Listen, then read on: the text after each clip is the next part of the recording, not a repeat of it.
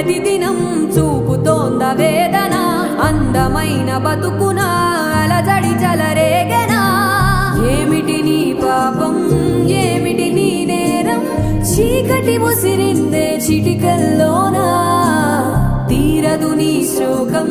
మారదు ఈ లోకం